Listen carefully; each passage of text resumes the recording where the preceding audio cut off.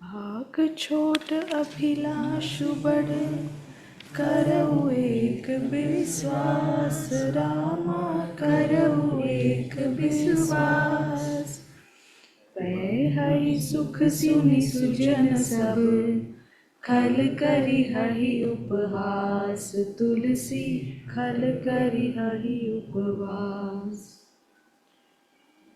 खल परिहास होई हित मोरा, काक कहहि कल कंठ कठोरा। हंसई बगदादुर जात कही, हंसई मलिन खल बिमल पत कही। राम सिया राम जय जय राम। राम सिया राम जय जय राम। कबित रसिक न राम पद नेहु, निहक सुखद हास रस एहु। भाषा भनिति भोरी मति मोरी, हंसी पे जोग हंसे नहीं खोरी।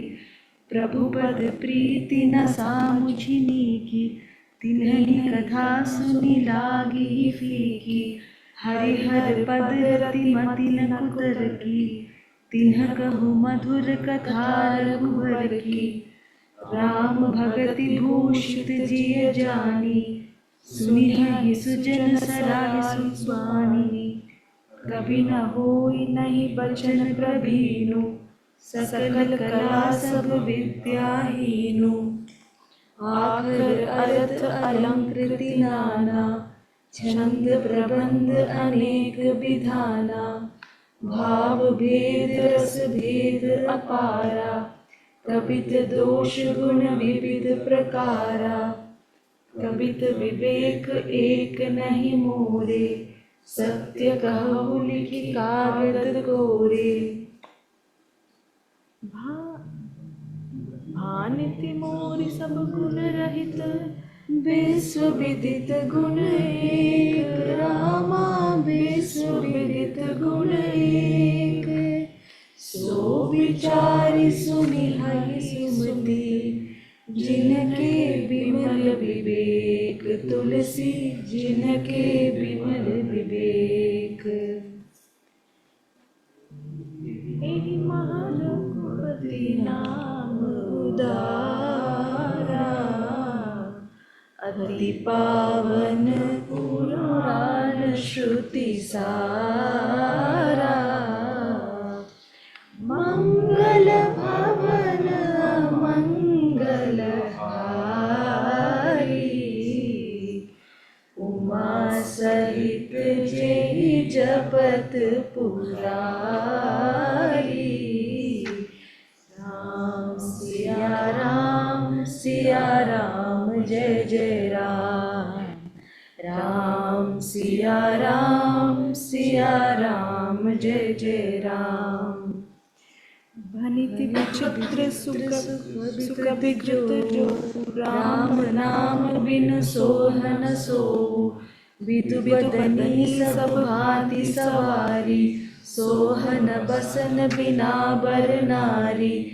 सब गुण रहित कुकबि कृत बानी, राम नाम जस अंकित जानी। सादर कहि सुनहि बुध ताही, मधुकर सरिस संत गुण ग्राही। जदपि कबित रस एकउ नाही, राम प्रताप प्रगट एहि माही। सोई भरोसु मोरे मन आवा, केहि न सुनसक बड़पन पावा। तुमहु तजहु सहज करवाई, अगर प्रसंग सुगंध बसाई। बनिति बदेस वस्तु भली बरनी, राम कथा जग मंगल करनी। मंगल करनी कलिमल हरनी, तुलसी कथा रघुनाथ की। गति दूर कविता सरित की, जो सरित पावन पाथ की। प्रभु सुजस भनिति भली सुजन मन भावनी। भव अंग भूति मसान की, सुमिरत सुहावनी पावनी।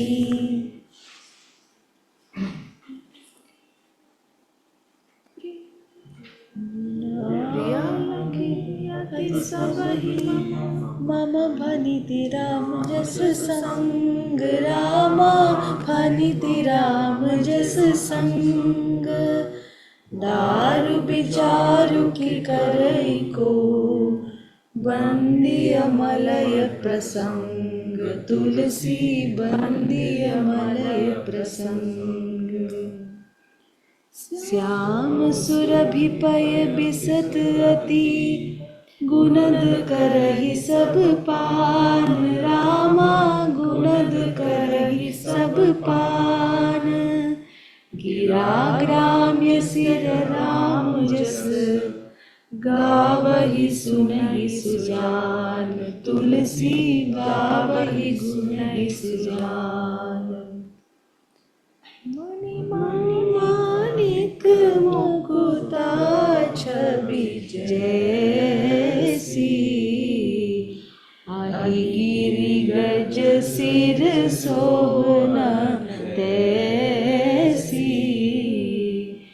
नृप किरीट तरुणी तनु पाई, लगी सकल शोभा अधिकाई। राम सिया राम जय जय राम। राम सिया राम जय जय राम। तैसे ही सुख भी कवित बुध, तैसे ही सुख भी कवित अनत छवि लहही। भगति हेतु विधि भवन बिहाई, सुमिरत सारद आवती धाई। सिया राम जय जय राम। राम सिया राम जय जय राम। रामचरित सर बिनु अनवाई, सो श्रम जाई न कोटि उपाय। कवि कोविद अस हृदय विचारी, गावहि हरि जस कलिमल हारी। कीन्हे प्राकृत जन गुण गाना, सिर धुनि गिरा लगत पछिताना। हृदय सिंधु मति सीप समाना, स्वाति सारदा कहहि जाना। जो बरषइ बर बारी विचारु, होहि कवित मुकुता मनि चारु। जो कृति विधि पुनि हहि, रामचरित बरताग। रामा रामचरित बरताग। पहिरहि सज्जन विमल उर, शोभा अति अनुराग। तुलसी शोभा अति अनुराग। जे जन में कलिकाल कराला, कर तब बायस पेश मराला। चलत को बंध वेद मग छाड़े, कपट कलेवर कलिमल भाड़े। राम सिया राम जय जय राम। राम सिया राम जय जय राम। वंचत भगत कहाई राम के, किंकर कंचन कोह काम के। तीन महाप्रथम रेख जग मोरी, दीघ धर्म ध्वज धंधक धोरी। जो अपने अवगुण सब कहु, बाढ़ई कथा पार नहीं लहु। ताते में अति अल्प बखाने, थोरे महु जानिहि सयाने। समुझि विधि विधि विनति मोरी, कोई न कथा सुनई देहि खोरी। एतेहु पर कर हज असंका, मोहिते अधिक तेज बतिरंगा। कभी न होई नहीं चतुर कहावो, मति अनुरूप राम गुण गाओ। कहा रघुपति के चरित अपारा, कहाँ मति मूढ़ि निरत ससारा। जेहि मारुत गिरि मेर उडाही, कहु तूल केहि लेखे माही। समुझत अमित राम प्रभुताई, करत कथा मन अति कदराई। सारद शेष महेश विधि, आगम निगम पुराण। तुलसी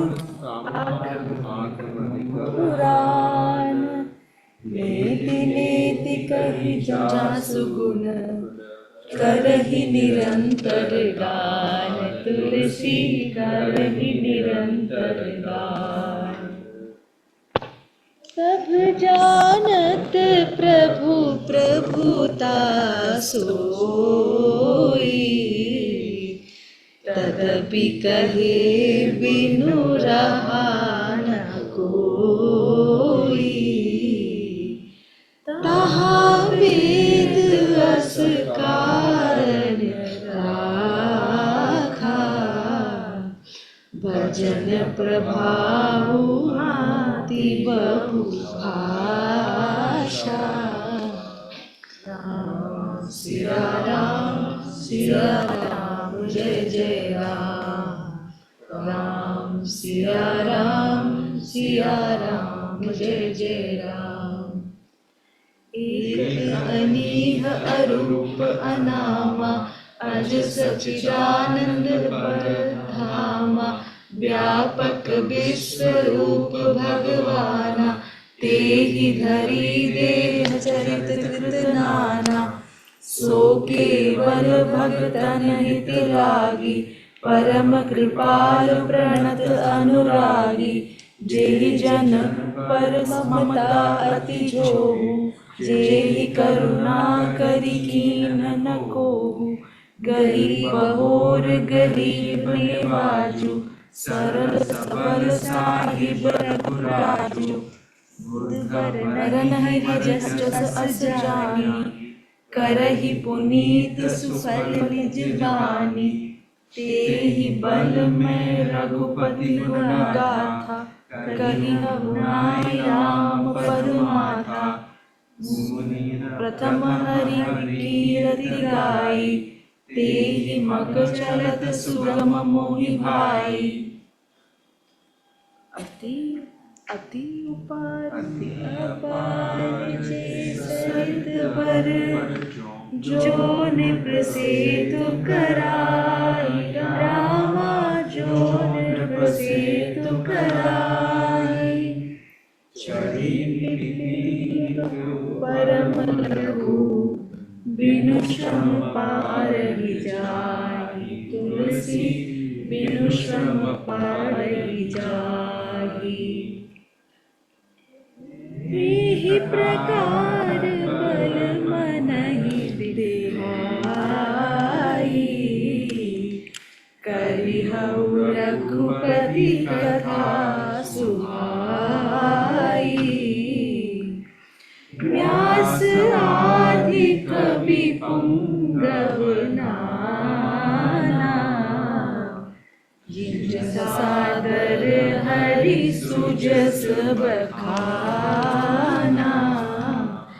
राम सिया राम जय जय राम। राम सिया राम जय जय राम। चरण कमल बंधुदिम केरे पुरवहु सकल मनोरथ मेरे। कलिके कभी करऊ परनामा जिन बरने रघुपति गुण ग्रामा। जे प्राकृत कवि परम सयाने भाषा जिन हरि चरित बखाने। भय जे अहिज होय हहि आगे प्रणव सबहि कपट सब त्यागे। होहु प्रसन्न देहु बरदानु साधु समाज बनिति सन्मानु। जो प्रबंध बुध नहीं अधरहि सो श्रमवादी बाल कवि करहि। कीरति बनिति बुद्धि बल सोई सुरसरि सम सब काहित सोई। राम सुकीरति बनिति बतेसा असमंजस असमोहि अबेसा। तुम्हारी कृपा सुलभ सोई मेरे सियनि सुहावनि टाट पटोरे। सरल कबीरति विमल सोई आदर सुजान। रामा सोई आदर सुजान। सहज बयर बिसराय रिपु जो सुनि करहि बखान। तुलसी जो सुनि करहि बखान। सो न होई बिनु विपल मति मोहि मति बल अति थोर। रामा मोहि मति बल अति थोर। करहु कृपा हरि जस कहु पुनि पुनि करहु निहोर। तुलसी पुनि पुनि करहु निहोर। कवि कोविद रघुबर चरित मानस मंजुमराल। रामा मानस मंजुमराल। बाल हृदय सुनि सुरुचि रखी मोह पर होहु कृपाल। तुलसी मोह पर होहु कृपाल। So from 10th to 14th, we read the translation quietly. Okay, so as we are reading, we can read it slowly and just immerse ourselves in this. We've crossed some very beautiful passages. I feel like the most famous one is the Mangal Bhavan, Amangal Hari, Uma Sahit Jehi Japat Purari. So this is clearly telling us that anyone who remembers Sri Ram and Sita with full devotion in their heart, and also upon reading of this beautiful scripture, then all inauspiciousness is taken away and all auspiciousness comes into our lives. So that's a very beautiful, there are many, many beautiful passages in this, including some that talk about the Neti Neti and how all these beautiful Jnana Yoga processes also happen organically in reading of a scripture like this.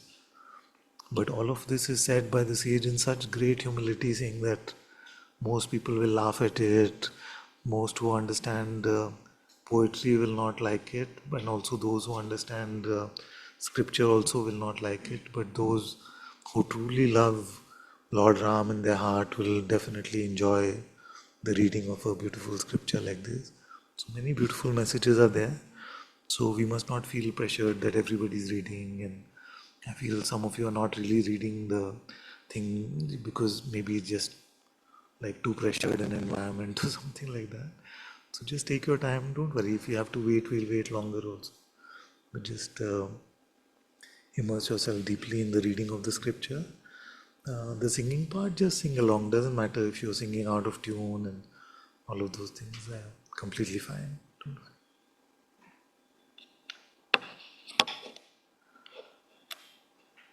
And of course, we overshot a lot in the reading. I was in the singing. I was just following my daughter's lead and not wanting to stop her. She kept reading on, so it was sweet. So we can it can be organic like this also. We don't have to be too structured.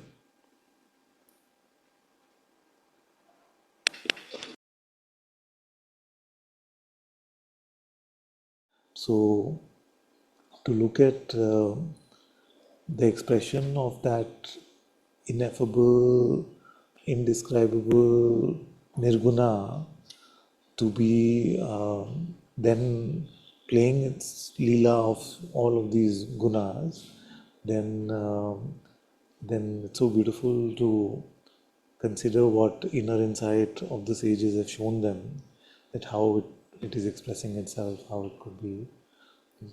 So it's all the same one bowing down to itself, but in that we must not minimize the devotional quality of what like a Shiv Bhakt may feel or a Ram Bhakt may feel.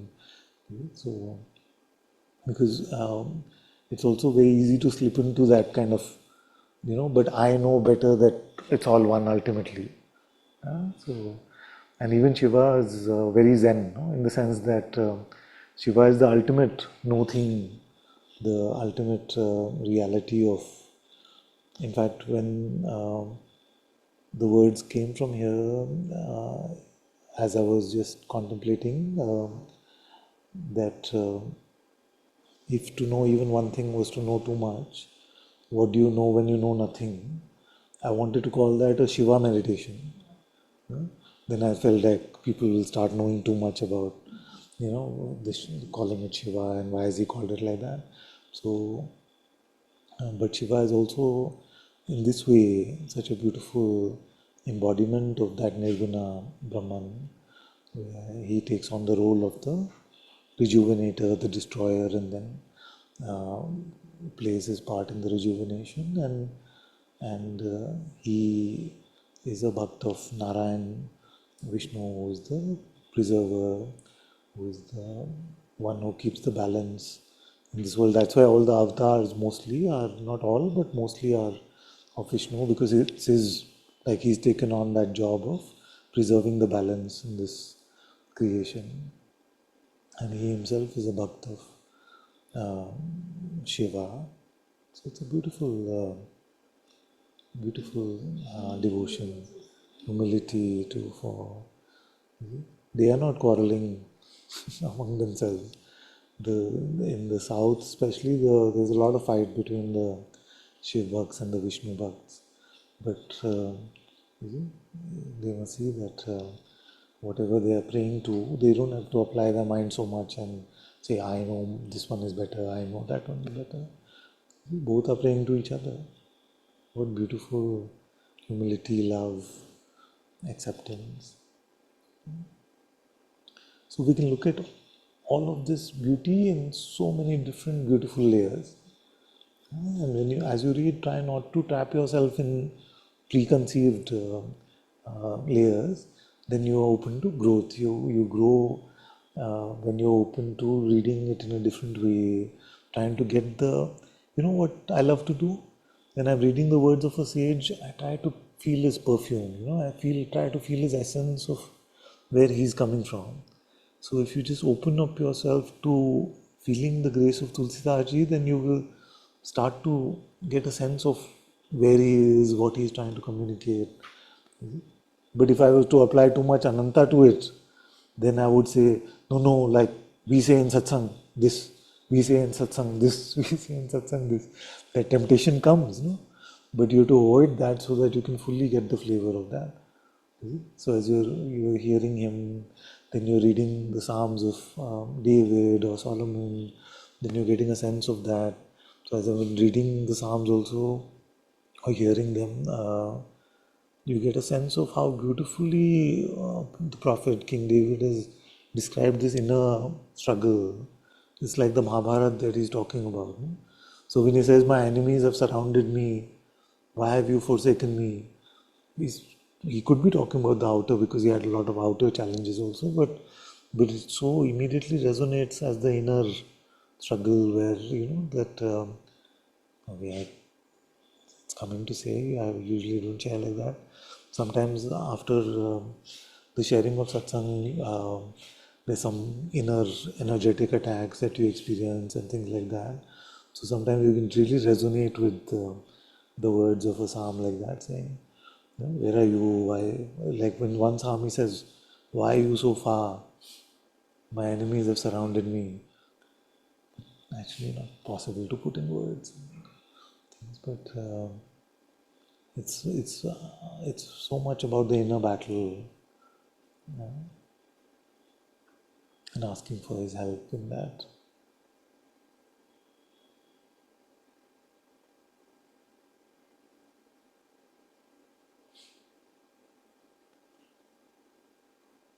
So try to keep yourself as open as possible so that, because if you're trying to fit everything according to our pre-existing constructs, then we are not really growing.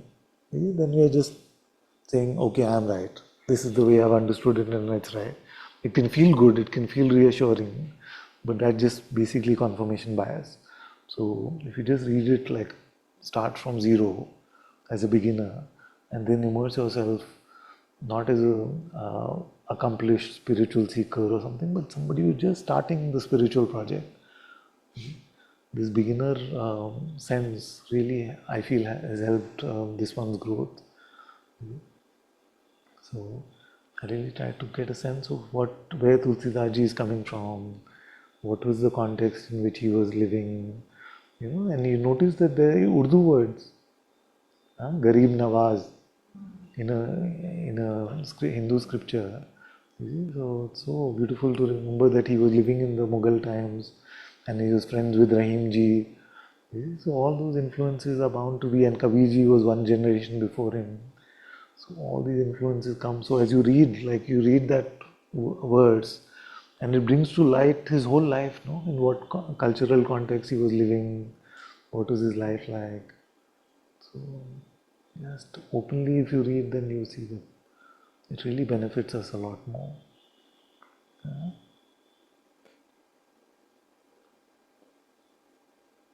Is it too much? Is it too much? In the sense that am I giving too much? Like ये भी फिर वैसे भी फिर ऐसे भी क्या क्या तो भी करें हम हाँ?